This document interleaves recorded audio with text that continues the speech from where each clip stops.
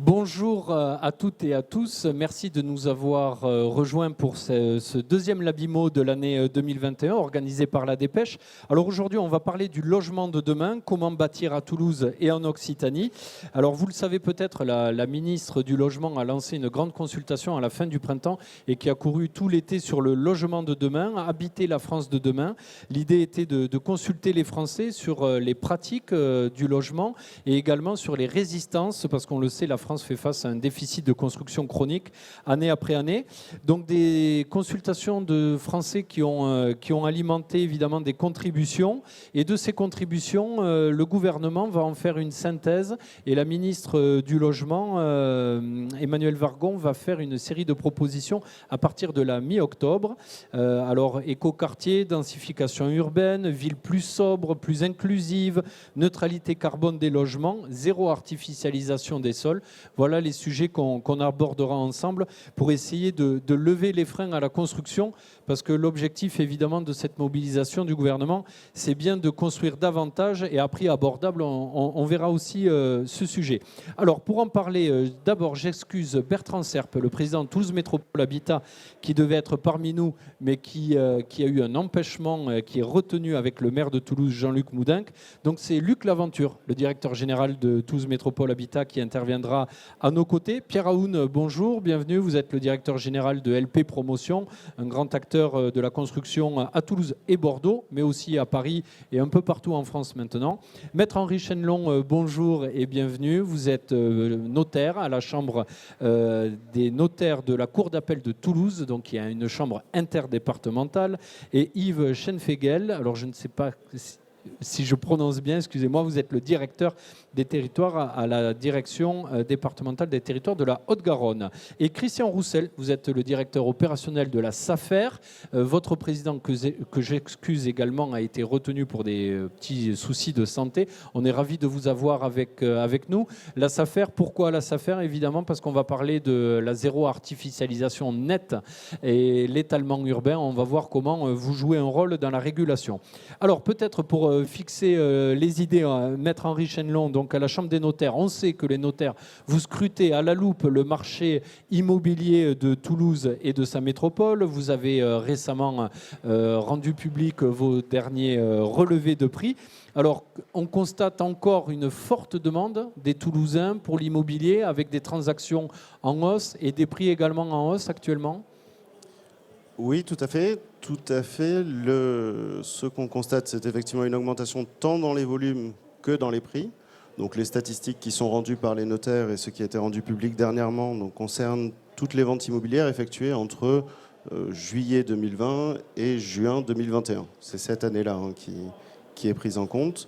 Et on va constater donc au niveau national cette hausse, volume et prix, et au niveau local à peu près la même chose, qui va varier suivant le type de bien, appartement, neuf, ancien, terrain, maison, bien sûr. Et nos statistiques nous permettent d'avoir les tendances tant par quartier que par ville que par département. Du coup, les tendances sont plutôt à la hausse, une hausse quasiment ininterrompue depuis plusieurs trimestres. Oui, tout à fait, depuis plusieurs trimestres. Et 2021 s'annonce comme étant une année peut-être encore record par rapport à ce qu'on a pu voir ces dernières années. Alors comment on explique, c'est un phénomène national, cette année on va atteindre 1 200 000 transactions quasiment sur le territoire français, c'est un record absolu. Comment on explique des prix sans cesse à la hausse dans la métropole de Toulouse? Parce que vous regardez Toulouse mais aussi les communes aux alentours. Je pense que pour Toulouse, c'est l'attractivité de la ville qui forcément va jouer sur le prix de l'immobilier. Ce qui va pousser l'augmentation des prix et des volumes à côté de Toulouse, eh bien justement, c'est le coût de Toulouse qui va devenir moins abordable. Et donc, beaucoup de monde vont avoir tendance à s'éloigner des centres-villes. Parce que c'est un peu le sujet, on en parlera tout à l'heure avec Luc Laventure. Effectivement, le logement devient de moins en moins accessible pour ceux qui veulent habiter dans la ville-centre, c'est-à-dire Toulouse. Vous mettez ça en corrélation avec le manque d'offres dans le neuf aussi, comme il y a quand même moins de logements neufs qui sont livrés, ça tire aussi les prix à la hausse, c'est une explication? C'est une explication possible, oui. Alors, Les augmentations, en tout cas, oui, enfin, sont beaucoup plus visibles sur les terrains à bâtir, les maisons, que les appartements. En tout cas, sur la période donnée, hein, toujours. Et effectivement, les gens avec un hypercentre qui subit une augmentation significative des prix, puisque le centre-ville de Toulouse, juste pour parler de ça, Oui. parce que c'est là où on a le plus de données, on a 5 quartiers désormais dont le prix médian dépasse les 5 000 euros. 5 000 euros le mètre carré, ouais. Oui, tout à fait, avec de plus en plus de quartiers qui sont entre 4 et 5 000 euros en prix médian. Du coup, c'est une tendance générale. Est-ce qu'aujourd'hui, cette hausse des prix commence à contaminer, on va dire, la première couronne? Est-ce que ceux qui n'arrivent pas à devenir propriétaires dans la ville-centre vont faire monter les prix en première couronne également? Même plus loin. Je pense que Même plus loin. c'est plutôt deuxième, troisième couronne, et on voit que les augmentations de prix sont même plus significatives en pourcentage, hein, un petit peu plus éloignées. On remarque à Montauban une augmentation de 14%, je crois, sur un an, ce qui est particulièrement important. C'est considérable. Alors, ce sont dans vos études que sont signés les actes d'achat. Est-ce que vous constatez que le marché est toujours aussi dynamique? On a dit il y aura une pause pendant le confinement, puis finalement on a vu qu'il n'y a pas eu de pause, il y a même eu un effet rattrapage par la suite. Aujourd'hui, comment ça se passe dans les études? Vous avez toujours autant de candidats à l'achat? Oui, le marché est toujours, enfin, l'activité est toujours aussi importante. Autant courant 2020, on a eu un arrêt, hein, plus qu'une pause, un arrêt net lors du premier confinement, puisqu'il ne se passait plus rien. Autant les autres confinements ou les autres mesures n'ont pas vraiment ralenti, et c'était plutôt stable en 2021. Un peu plus d'activité. Actuellement, on ne ressent aucun ralentissement. Aucun ralentissement. Bon, ben, c'est une bonne nouvelle pour les vendeurs. On a vu que la haute autorité aux finances a resserré les conditions de crédit. Est-ce que vous voyez des clients qui étaient éligibles, qui pouvaient avoir un crédit facilement et qui aujourd'hui ont un peu plus de mal dans vos études pour financer l'acquisition d'un bien? Alors l'accès au crédit semble encore aujourd'hui quand même particulièrement, bien plus facile qu'avant.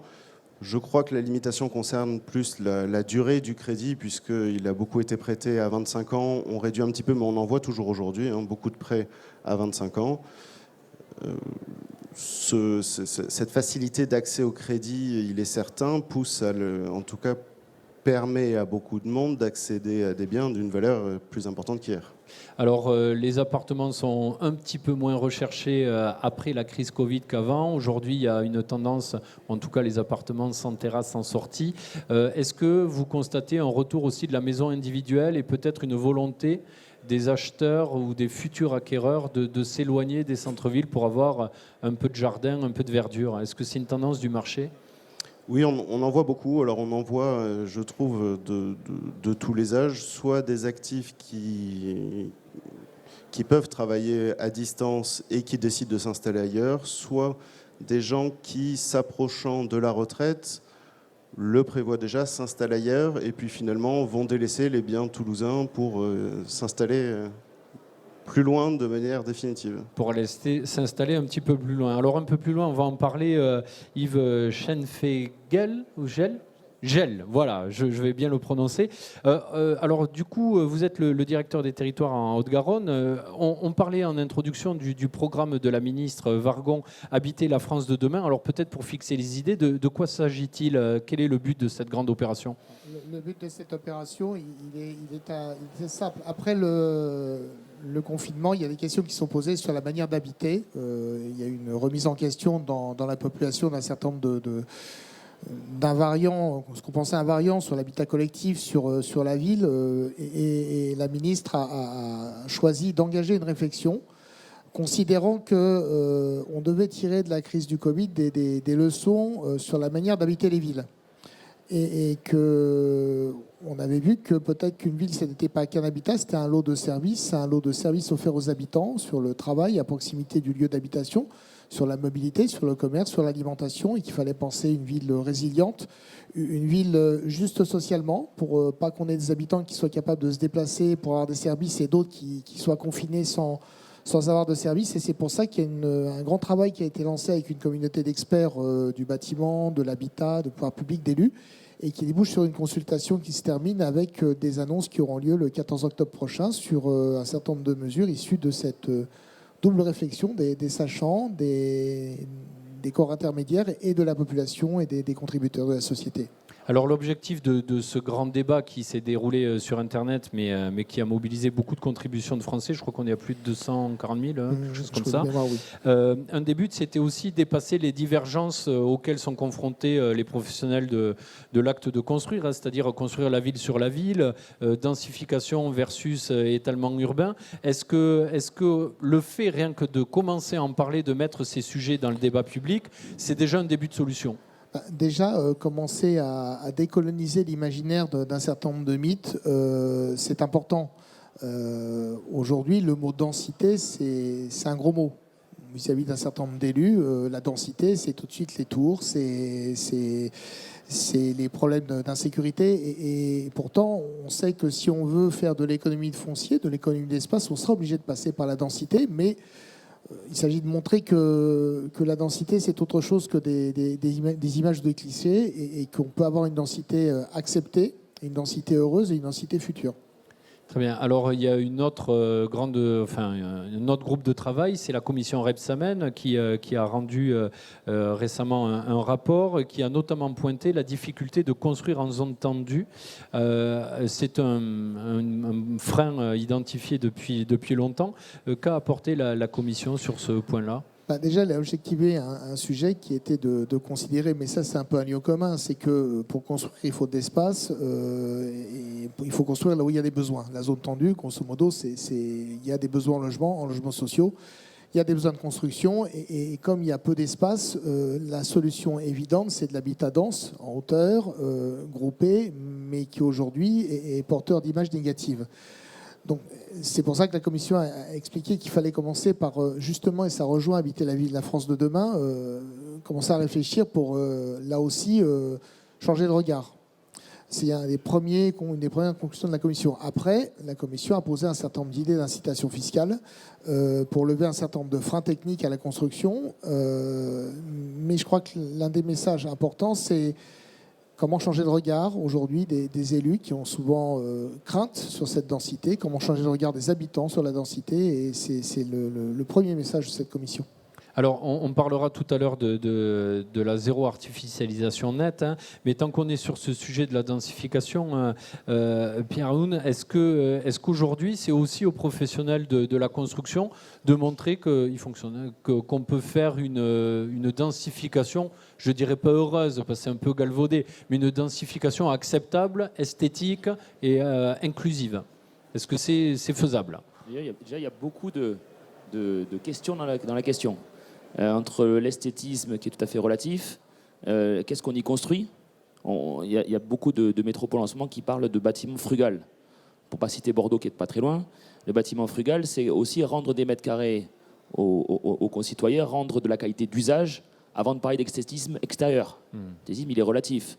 Est-ce qu'il faut privilégier l'esthétisme ? Est-ce qu'il faut mettre l'argent dans l'esthétisme ? Ou est-ce qu'il faut mettre l'argent dans les logements, dans la qualité d'usage ? Je pense que ceux qui se posent la question ont déjà trouvé la réponse. Et si on pouvait faire les deux, ça serait idéal. Oui, mais alors, il y a une contrainte prix. Il y a une contrainte prix. Alors, l'idée, quand même, on vient d'en parler, c'est d'avoir une ville inclusive. Maître Chenong vient de le dire, les prix augmentent de manière drastique, où qu'ils soient. Même à Montauban, on a vu. Même à Montauban, c'est que Montauban est peut-être aussi attractif. C'est une bonne chose quand même que les villes où les prix augmentent, c'est quand même qu'il y a une raison. Ouais. Donc on peut se féliciter déjà d'avoir une ville attractive. C'est-à-dire qu'il faut retenir les habitants. Quand j'entends que les personnes d'un certain âge partent des villes pour aller habiter plus loin, c'est absolument c'est contradictoire. Normalement, on est censé avoir une ville expérientielle, une ville qui retient ses habitants, une ville qui donne envie de vivre. Si on s'enfuit de la ville, c'est qu'il y a un problème. Donc là aussi, je pense qu'il y a un sujet au-delà du bâti, qui est un sujet urbain, tout simplement. Et l'urbanisme, quelque part, si on veut qu'il soit résilient, si on veut qu'il soit pérenne, il faut aussi proposer. Pour proposer, il faut la densité. On ne peut pas avoir de rez-de-chaussée actifs, des bars, des commerces, des choses qui font la vie, si on n'a pas de densité. Le problème, c'est quand même en France, on a très très peu de densité. Ça, c'est un sujet. Et on est au Salon des maires. Il faut effectivement que les élus soient tous en phase avec ce sujet-là. C'est important. Mais c'est aussi aux concitoyens qui doit accepter aussi.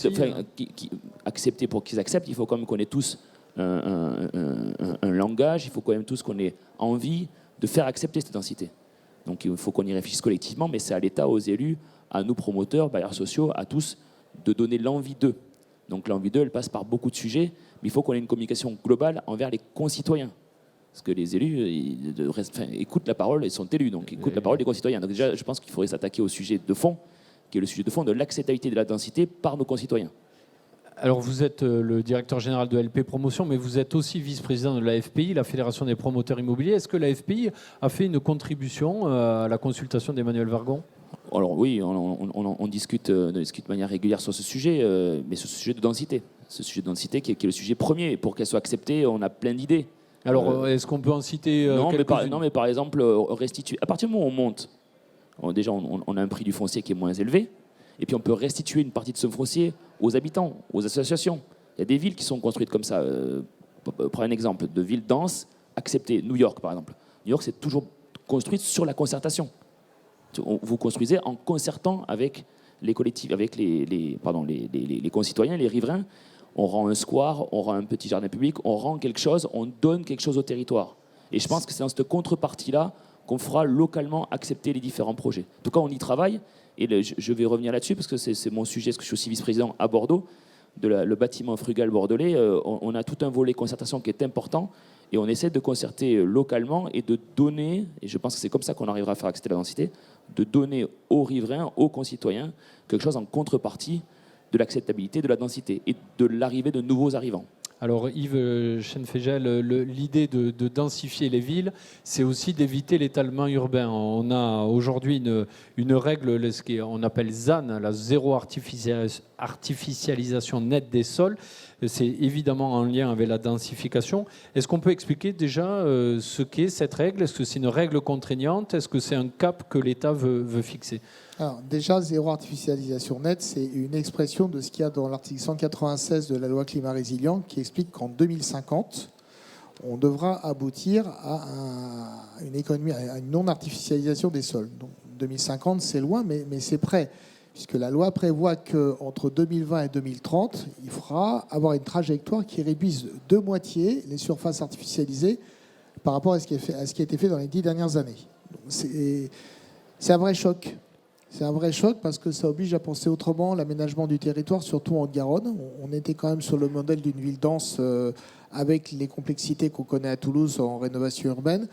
Mais on était quand même aussi sur un modèle d'étalement urbain en première, deuxième couronne, avec un modèle pavillonnaire, consommateur d'espace, et d'autres problèmes qui étaient posés en matière de déplacement, d'absence de transport collectif aujourd'hui, avec des projets, avec des problèmes aussi de dissociation entre les services et l'habitat.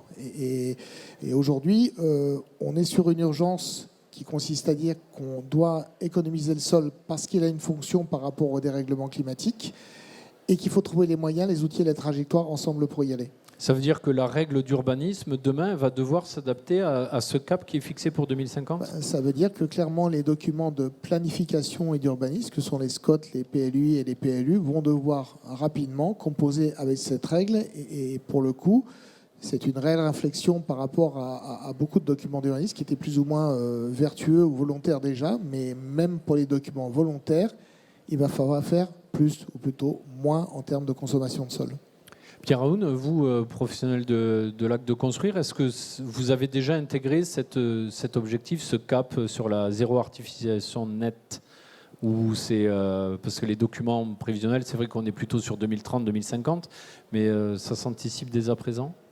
Mais enfin, on revient sur la discussion de tout à l'heure. La zéro artificialisation nette, elle ne peut avoir de sens qu'on se reconstruit la ville sur la ville. Donc il faut déjà qu'il y ait une acceptabilité de la reconstruction de la ville sur la ville. Sinon, on va continuer. À partir du moment où, il faut comprendre un sujet simple.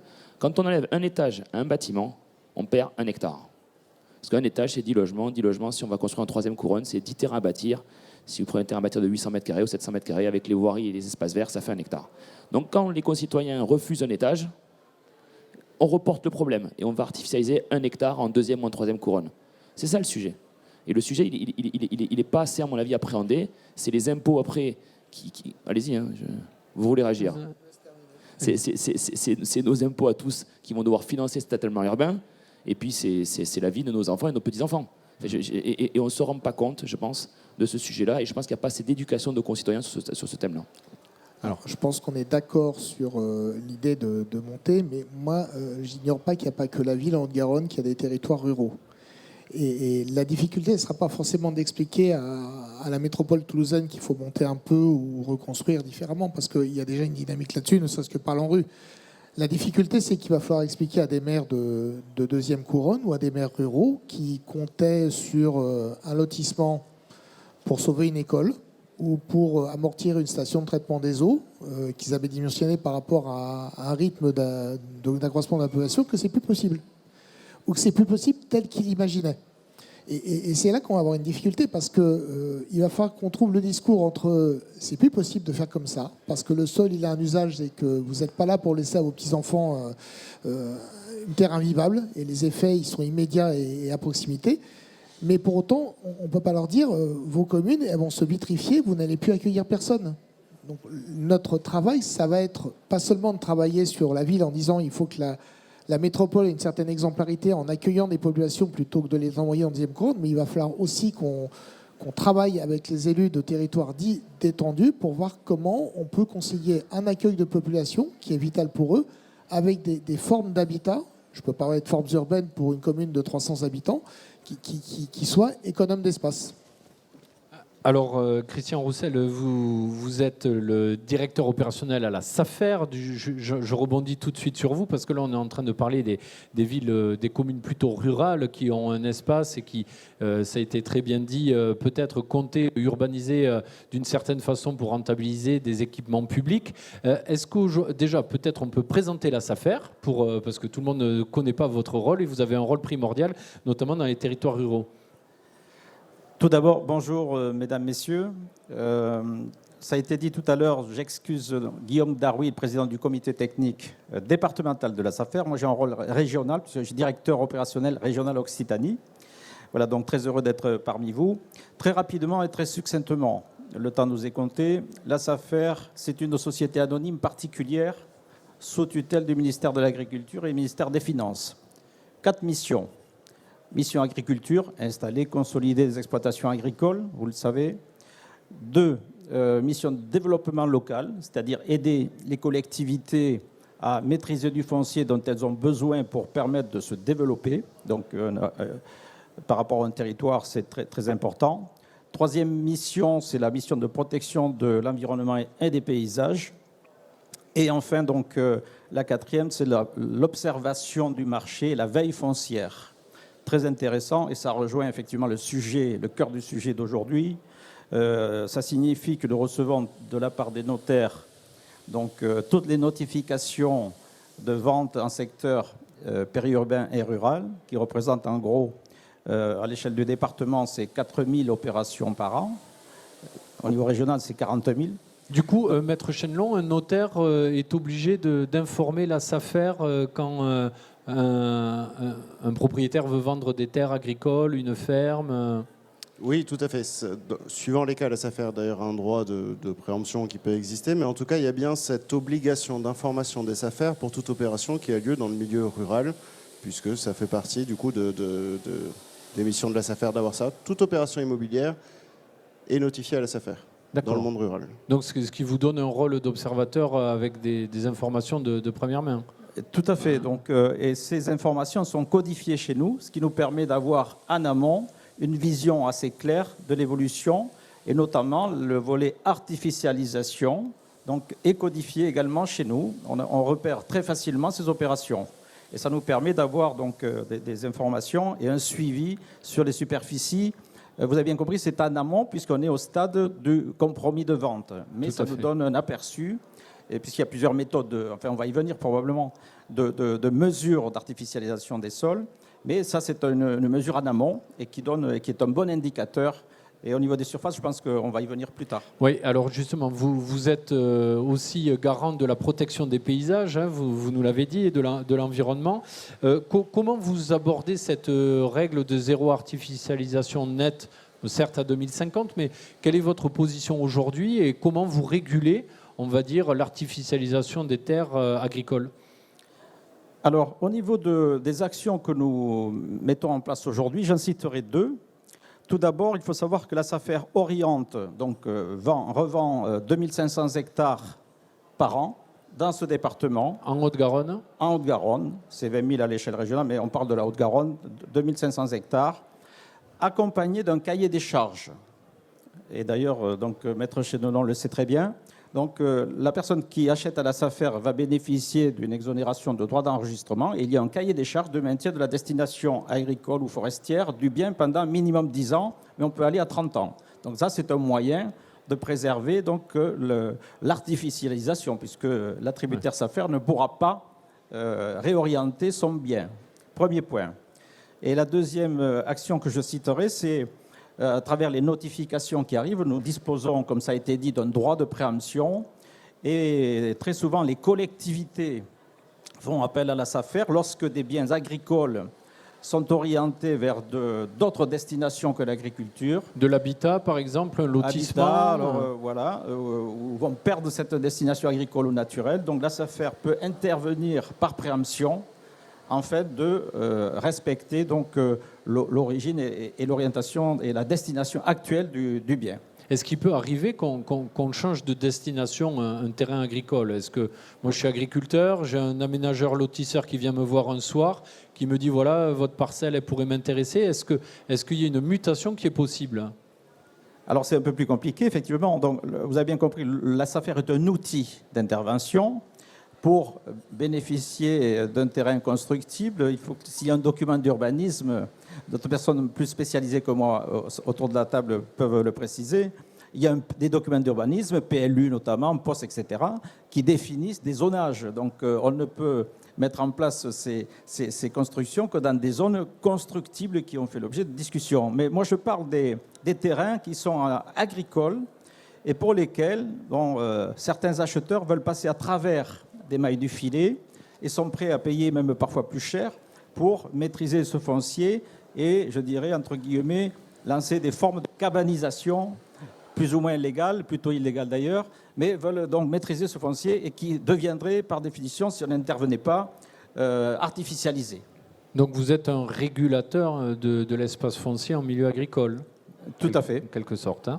Très bien. Alors on va, Luc Laventure, aborder un sujet qui vous tient à cœur, mais qui intéresse les citoyens, c'est le logement abordable. Donc vous êtes le directeur général de Toulouse Métropole Habitat, l'office métropolitain d'habitat. Vous gérez à peu près un parc de 19 000 logements.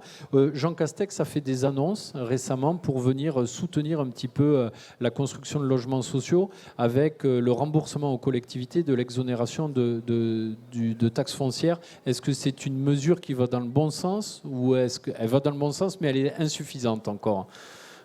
Alors, tout d'abord, je dois excuser Bertrand Serpe, mon président, qui n'a pas pu venir. Alors là, c'est une question qui s'adresse plus à un politique, à un maire, mais en tout cas, je connais un peu la problématique des finances publiques, en sachant que depuis des années, les finances publiques sont mises à mal. Les collectivités locales ont de moins en moins de ressources. Et cette mesure, me semble-t-il, n'est que le rétablissement de quelque chose qui était inscrit dans la loi et qui était tombé peut-être en désuétude, mais qui est de nature à... Enfin, je parle sous le contrôle d'élus qui sont là, mais qui est de nature à rassurer, compte tenu en plus de la suppression de la taxe d'habitation. Mais en tout état de cause, c'est un des éléments financiers rassurants, mais l'autre aspect, c'est l'article 55 de la loi SRU qui semble être consacré pour pouvoir continuer à produire du logement social et atteindre les 20 ou 25% selon qu'on est dans des zones plus ou moins tendues. Alors justement, produire du logement social, c'est votre priorité. Toulouse Métropole Habitat a récemment émis des titres participatifs qui ont été souscrits par Toulouse Métropole. Combien vous espérez lever par ce moyen-là et est-ce que ça va vous permettre, vous, TMH, d'accroître votre production? Oui, alors les titres participatifs, c'est en fait la façon de recapitaliser un office. Les titres participatifs ont été inventés dans les années 80 pour refinancer les établissements publics, industriels et commerciaux. Et depuis l'an dernier, en fait, la Fédération des offices a pu obtenir que les offices puissent bénéficier d'une recapitalisation de soit de la Banque des Territoires ou de leurs EPCI de rattachement. Et la métropole a accepté de nous refinancer pour accélérer nos programmes de construction neuve. Donc vous levez Et combien avec cette opération? Là, 13 millions et demi. 13 millions et Donc, demi. ce qui fait que, selon notre plan stratégique patrimonial, nous pouvions construire dans les prochaines années 500 logements par an neufs et réhabiliter 500 logements par an. Là, de ce fait, nous allons pouvoir, pendant la mandature, passer de 500 à 800 logements par an et réhabiliter 750 logements. Ça veut dire que dans les 10 ans, nous aurons réhabilité la totalité de notre parc. Alors, il y avait beaucoup de retard. Cette opération, elle a été un peu imposée par la réduction de loyer de solidarité, le fameux RLS, qui vous a fait perdre quelles ressources pour TMH par an? Alors, pour nous, en fait, ça a été un coup de massue qui est arrivé de manière très brutale avec la loi de finances 2018. Nous avons perdu, là nous perdons chaque année 6 millions d'euros dans notre autofinancement net. C'était quasiment notre capacité à réinvestir. Alors nous avons agi sur plusieurs leviers, c'est-à-dire donc d'abord nous pratiquons la vente HLM, mais de manière modérée, mais ce qui nous permet d'avoir des recettes. Et nous avons effectué un plan de performance aussi pour réduire nos frais, nos coûts de fonctionnement. Et puis les titres participatifs sont aussi un élément fondamental pour relancer la machine. Mais cette RLS est une mesure très très injuste parce qu'en fait, en 2 mots, sur à peu près les 16 milliards d'APL qui sont versés à l'ensemble des locataires français, cette mesure n'a visé à toucher que les APL des locataires du logement social, c'est-à-dire moins de la moitié. Il faut savoir que les locataires... Le parc privé n'était pas concerné. Le parc privé n'était pas concerné, quand bien même l'USH a intenté un recours auprès du Conseil constitutionnel qui a validé cette mesure. Donc c'est injuste. Alors, on va parler des villes inclusives. Maître Chenelon l'a dit. Les candidats à l'accession à la propriété sont de plus en plus obligés d'aller en 2e, voire 3e couronne parce qu'ils ne peuvent pas se loger. Aussi parce que la liste d'attente sur les logements sociaux s'allonge et a du mal à tourner. Est-ce que vous aussi, vous faites de l'accession sociale ou des prix maîtrisés un de vos chevaux de bataille? Oui, bien sûr. Notre cheval de bataille, c'est le logement abordable. C'est-à-dire que c'est d'offrir, selon le principe généraliste du logement social français, puisqu'il y a 2 conceptions du logement social en Europe qui se combattent. Il y a la conception résiduelle que l'on connaît en Grande-Bretagne, où là, l'idée, c'est de loger que les plus pauvres. Et la conception généraliste qui est défendue par la France et par l'Autriche, c'est d'arriver à proposer des logements à 60-70% de la population. Ce n'est pas le but de loger 70%, mais le potentiel qui soit éligible. Donc notre stratégie, comme beaucoup d'autres collègues, de confrères, c'est d'offrir, et d'ailleurs la région Midi-Pyrénées est la première de France à faire du PSLA en nombre, en quantité, c'est d'offrir tout ce panel du logement très social, le PLAI, le plus, le PLS, et puis d'aller vers du PSLA et de l'accession directe maîtrisée, modérée. Et puis la métropole est en train de créer un office foncier solidaire, comme d'autres bailleurs l'ont fait aussi. Qui va consister en quoi cet office foncier solidaire? C'est pour produire une nouvelle offre d'accession sociale, où on dissocie le foncier de l'acquisition. Donc les personnes achètent un bien, ça s'appelle un bail réel, donc ils n'achètent que la partie immobilière et ils vont louer pour une somme modique la partie foncière. Donc ça coûte un peu moins cher que le PSLA ou que l'accession directe abordable que nous pouvons faire. Aujourd'hui, quand on est bailleur social, on a évoqué tout à l'heure avec le directeur des territoires la difficulté de construire dans la ville centre, parce que le foncier devient cher. Comment on fait pour pouvoir continuer à proposer un nouveau parc construit dans la ville de Toulouse avec un foncier qui ne cesse d'augmenter? C'est la question majeure qui se pose à nous, c'est-à-dire que le terrain est de plus en plus difficile à obtenir pour les bailleurs. Alors il y a d'un côté des programmes que nous pouvons acquérir en VFA, dans le cadre de servitude de mixité sociale, mais ce n'est pas forcément notre cœur de métier. Nous sommes aussi des maîtres d'ouvrage exploitants. Et donc, il y a les ZAC, l'aménageur public, donc essayer d'obtenir des fonciers publics. Et après, il y a aussi, au sein de la métropole, une volonté naissante qui a été affirmée par une délibération en juin 2018 sur la stratégie foncière et qui, je pense, va s'affiner dans les semaines et les mois à venir. Donc, certainement qu'il y aura une aide peut-être un peu plus marquée au profit aussi du logement abordable. Alors Pierre Aoun, on évoque la difficulté de construire dans les zones denses. L'État, à la faveur du plan de relance, a lancé des contrats locaux de relance pour essayer d'inciter les maires bâtisseurs à autoriser des permis. Est-ce qu'aujourd'hui, ça a donné un coup de pouce à l'offre de logements neufs ou est-ce que c'est trop résiduel encore ? Non, c'est trop résiduel. Je pense qu'on a, dans le plan de relance, la quote-part qui est donnée aux élus pour relancer la construction de logements est beaucoup trop faible. Donc j'espère qu'elle sera revue, ou en tout cas, j'ai cru comprendre que c'était le cas, mais qu'elle serait revue dans peu de temps à la hausse, parce que c'est effectivement beaucoup trop résiduel, difficile à mettre en œuvre. Il faut que les élus soient plus aidés, encore une fois, par une notion de contrepartie, je crois beaucoup contrepartie pour que les élus puissent aménager leur territoire et que la densité soit acceptée, non pas pour ce qu'elle est, mais aussi pour ce qu'elle peut apporter au territoire. La ville de Toulouse va certainement voter des taxes majorées sur l'intégralité de ses fonciers. Plutôt que d'enrichir un propriétaire particulier, faisons aussi œuvre de bien commun. Donc je préfère payer des taxes pour que la ville se fasse qu'enrichir un particulier qui revendrait 3-4 fois le prix de son foncier à un promoteur immobilier. Ça me fait pas plaisir. Et puis c'est pas comme ça qu'on fait accepter à tous la densité. Alors tout à l'heure, vous disiez il faut mettre tout le monde autour de la table, l'État, les collectivités, les élus, les habitants, les professionnels de l'acte de construire. On a bien compris l'idée de rendre de l'espace aux populations. Est-ce que on va dire cette grande agora immobilière peut se tenir ville par ville ? Parce qu'on voit la difficulté dans chaque quartier.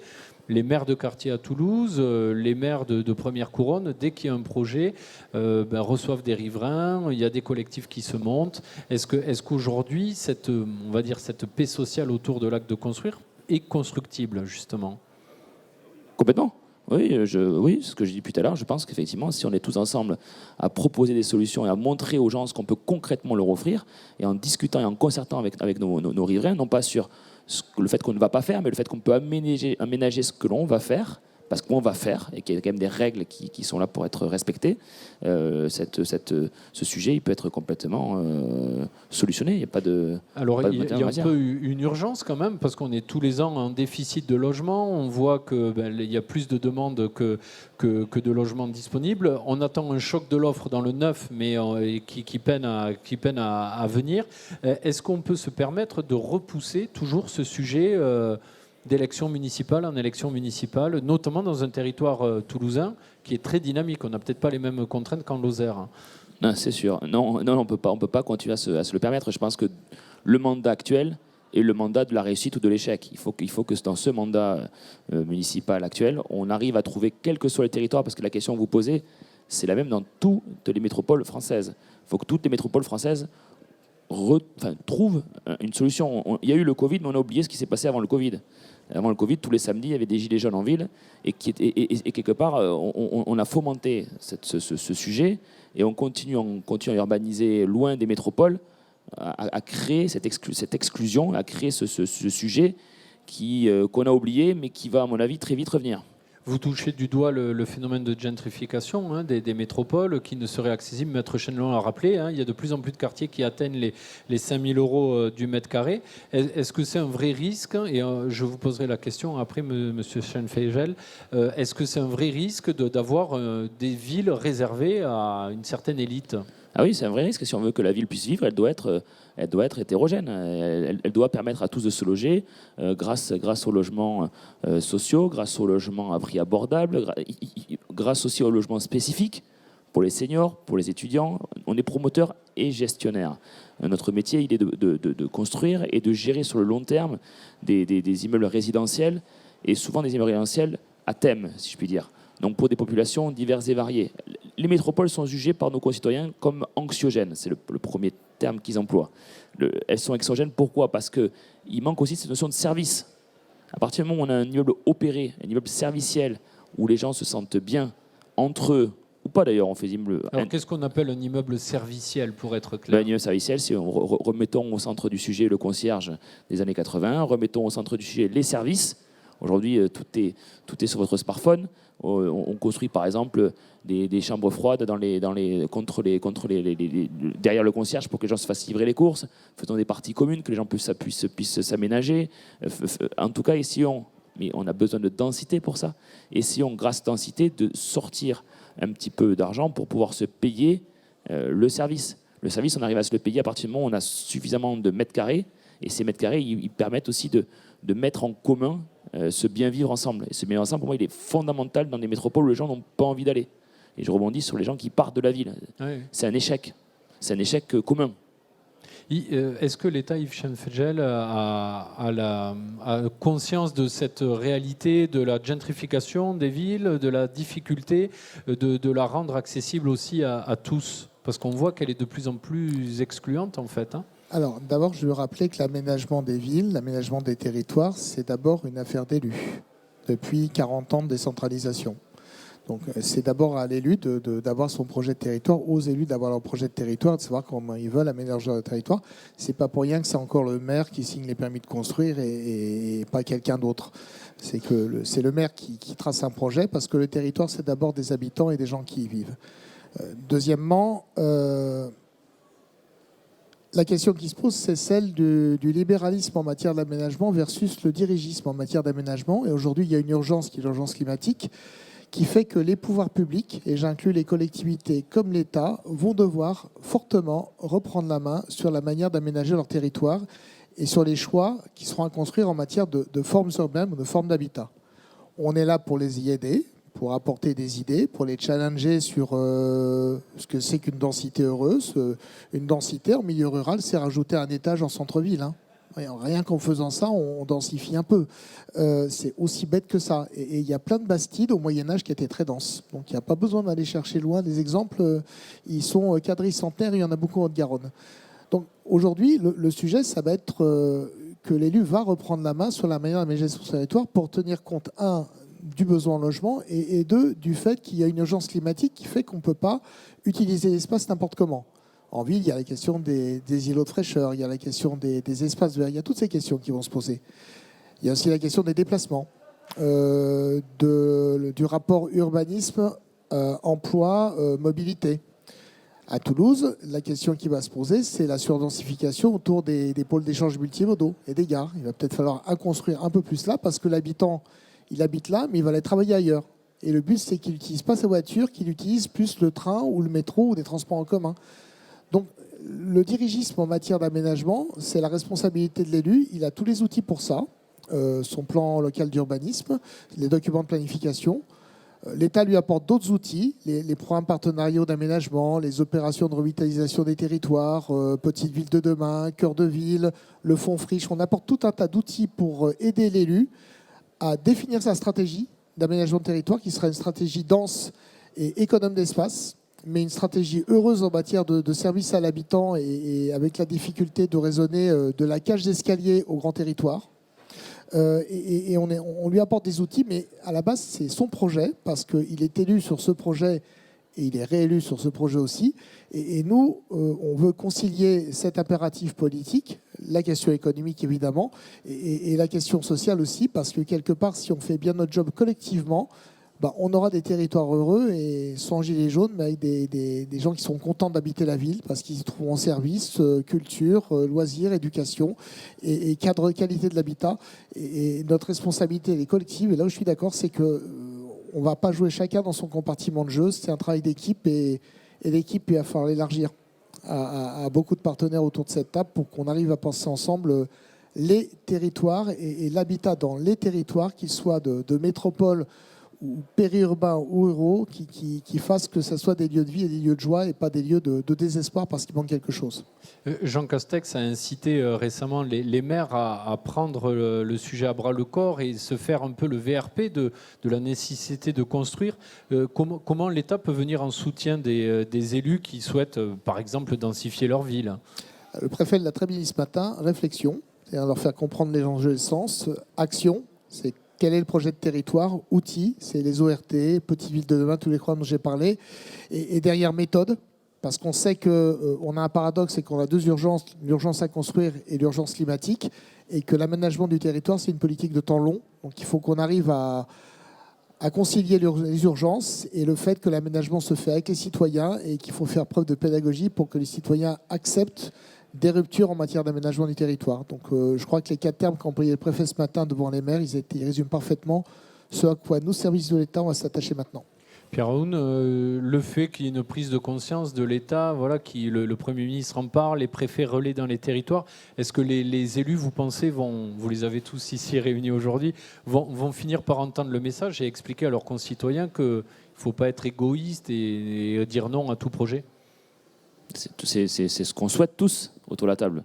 Après, encore une fois, je pense qu'il faut qu'on aide, qu'on trouve des moyens d'aider nos élus à se faire entendre par leurs concitoyens. Ça, je pense que c'est à l'État aussi de jouer un rôle et de communiquer. On a énormément communiqué sur le Covid. J'espère qu'on va pouvoir communiquer sur autre chose. On devrait, je pense, communiquer sur la nécessité impérieuse de construire les villes pour les rendre le moins exclusif possible, le plus inclusif possible, et pour pas qu'on se retrouve avec le problème d'avant Covid qui va nous revenir à la figure, je pense, très rapidement si on ne fait rien.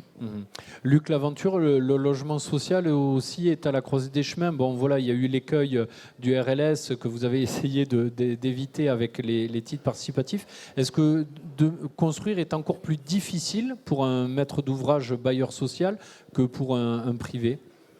Alors, à partir du moment où on a un terrain abordable, c'est pas plus difficile. Hein. Le tout, je crois qu'aujourd'hui, la question, l'enjeu, c'est de savoir en fait pour qui on doit construire. C'est parce qu'on parle beaucoup de climat, d'environnement. Ça, je pense que tout le monde l'a intégré. On en parlait en aparté. On est tous prêts, on anticipe, on fait plein de belles choses. Mais c'est de savoir pour qui. C'est-à-dire, on vient de découvrir avec le Covid qu'il y avait des métiers clés, qu'il y avait des infirmières, qu'il y avait des livreurs, qu'il y avait des caissières, qu'il y avait des gens essentiels. Et ces gens-là, en fait, ils n'arrivent pas à se loger dans une métropole, que ce soit en locatif ou en accession. Donc ils sont obligés de s'éloigner. Voilà, et c'est là que aussi il faut se poser cette question. De savoir qu'est-ce qu'on doit faire et pour qui et comment on le fait. Voilà. Et pour parler de la densité, il ne faut pas oublier qu'à Toulouse, le quartier le plus dense, c'est les Chalets. Et Maître Chenelon ne dira pas le contraire, c'est un des quartiers les plus chers. Les plus chers, ouais. Et le Mirail, contrairement à ce qu'on pourrait croire, c'est un des moins denses de Toulouse. Bon, il le devient de moins en moins puisqu'on démolit beaucoup, mais à l'origine, malgré tout, c'était un des moins denses. Donc c'est pour ça qu'il y a beaucoup de pédagogie à faire, et ne serait-ce qu'à prendre conscience de ce que l'on a.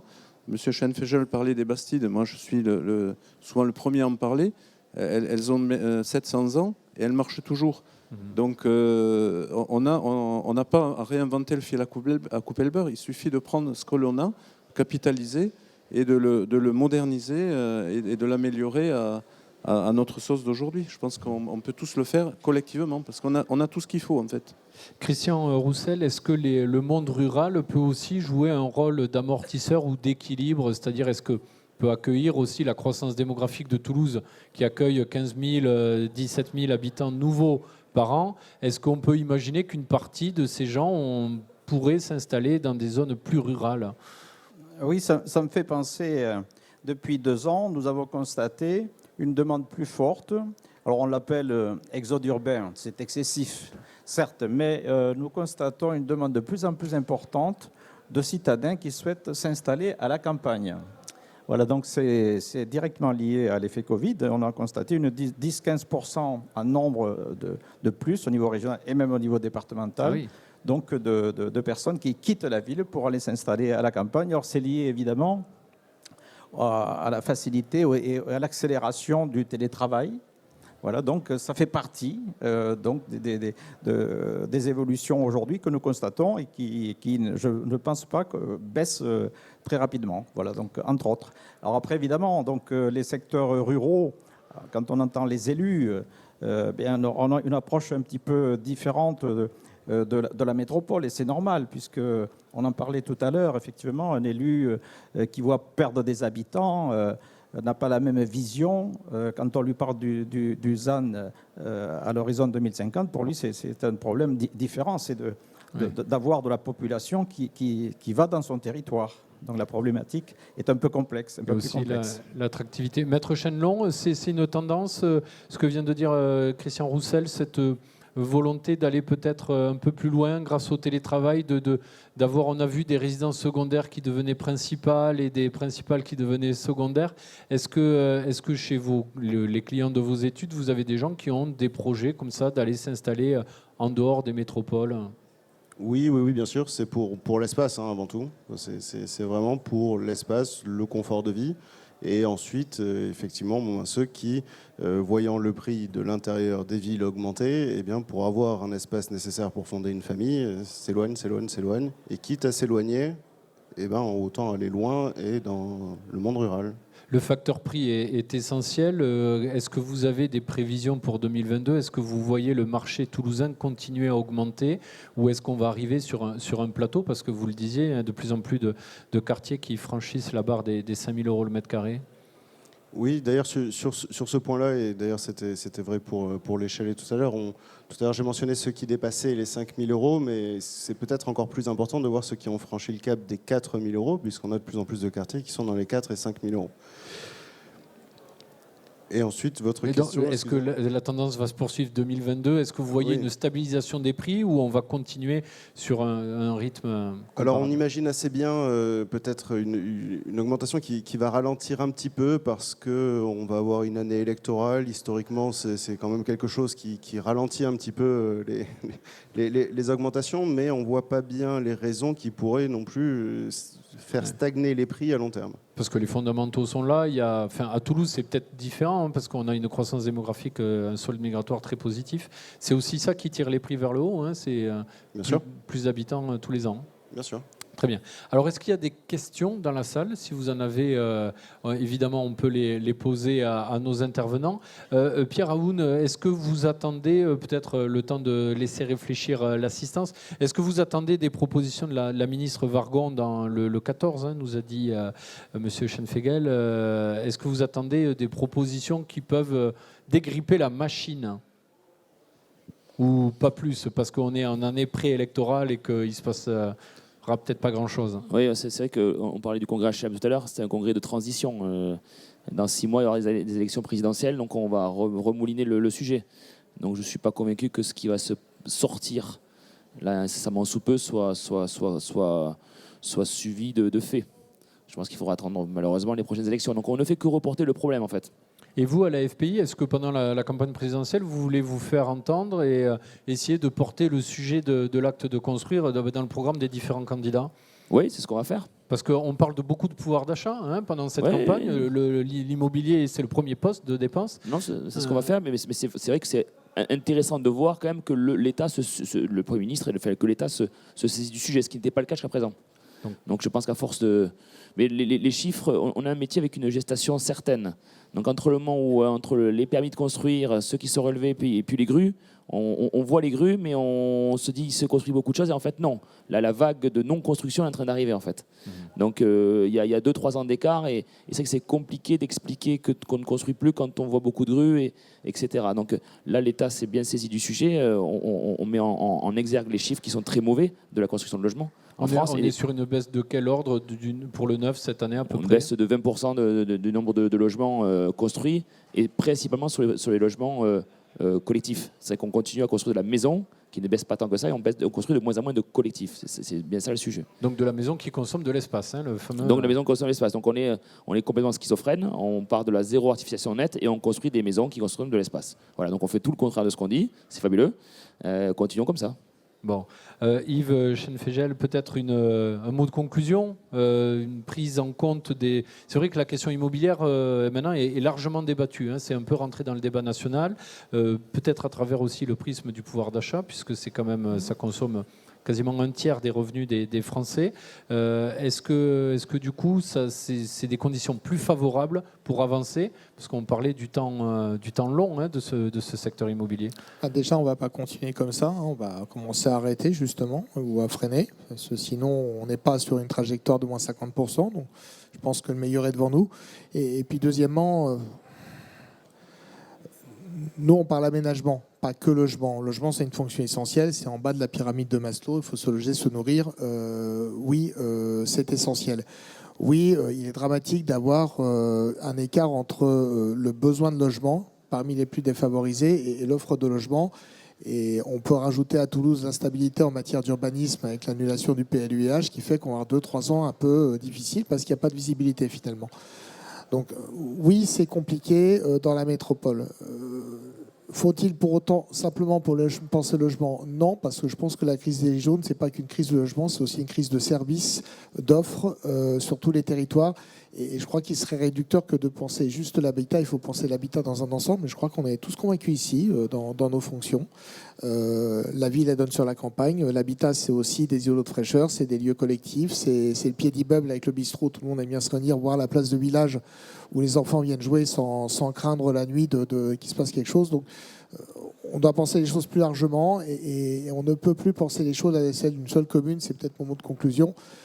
On doit penser collectif, on doit penser à l'échelle du territoire plus large. Il y a quelques élus amis dans la salle avec qui on travaille sur un certain nombre de projets en ruralité, en petite ville et en densification de centres-villes anciens et en construction neuve sur d'autres villes.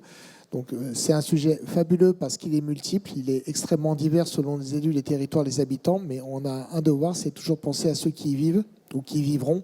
Et je crois que c'est ça qui nous anime, c'est la passion de l'habitant plutôt que la passion de l'habitat ou du logement. Et c'est aux gens qu'on pense dans nos sensibilités quand on s'exprime et quand on essaye de monter des programmes.